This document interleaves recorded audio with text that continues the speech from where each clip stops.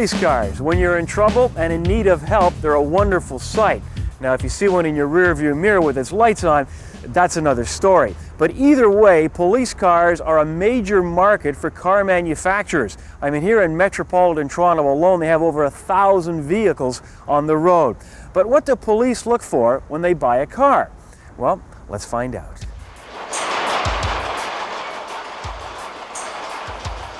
Our first stop is at the St. Thomas Ford Assembly Plant in Talbotville, Ontario, home to the Crown Victoria. Now, these vehicles coming off the line are not for the public. These Crown Victorias are special orders from special customers. Here's your stabilizer. Here's your heavy-duty shocks. We have a new parking brake mechanism because you have to have that with the disc brakes per se. And we're braking on the outside of the rotor. Some of these customers were at the plant to check out their new cruisers. We have just, as of the 21st of February, we started building police cars. We've introduced them again after about a year's absence from the scene. We have the city of Kansas City, Missouri, and the state of Kansas. They have two pilots. Each has one pilot that we are going to review today, and the object is to verify the wants of the customer, actually what he ordered and what he's getting coming out the back door here at the plant. And we go through all the specifications that he has requested and required, and then we check them off against our sheets, and we then get the word to build. Well, basically, our needs haven't changed over the last 10 years. We're primarily a rural operation of the Missouri State Highway Patrol. We look for a full-size vehicle, rear-wheel drive, with plenty of room to carry equipment.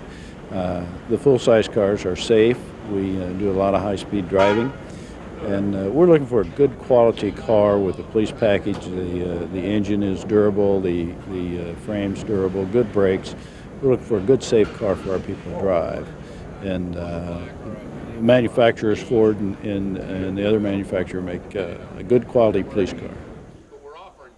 This year we have one engine only, and we have a 4.6 liter that we do have adapted for the police package. It's got a different calibration, got dual exhaust, and with this calibration and the AODE transmission, this develops 210 horsepower. We need speed, but we don't need an excessive amount of speed. I say most of the police cars will run 120 or maybe slightly better. We look for rapid acceleration, which the newer cars have.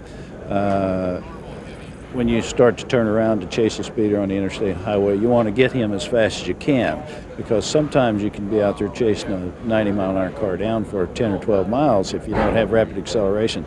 Today's cars, we can catch them in a mile or so. The less time, the less high-speed driving you are out there pursuing these people, the safer it is. It is the shot in the arm that Ford and the St. Thomas Assembly Plant needed. The economy, as you're aware, that probably 15% of the automobiles that we produce here are sold in Canada.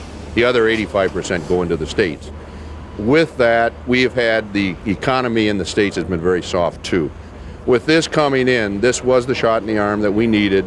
It's going to increase it. We feel that there will be probably no more downtime.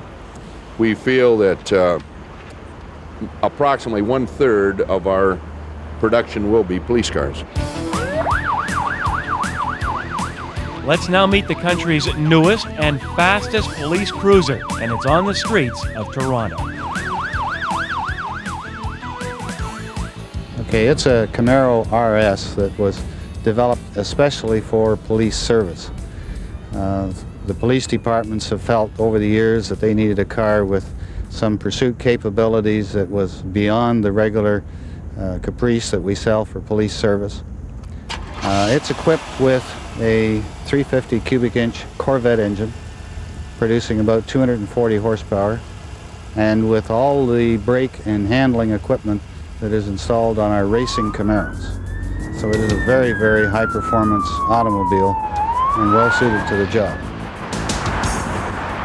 The brakes are much larger, both front and rear.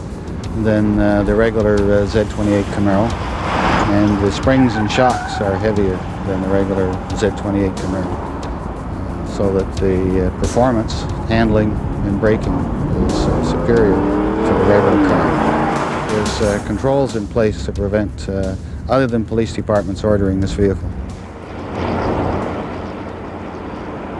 Well, this vehicle, because of what it's capable of doing, makes it as an excellent deterrent for your high speeders in Toronto, in this case the Gardner and the Don Valley, to stop people that normally you couldn't with other police vehicles because of the performance wasn't there or the handling.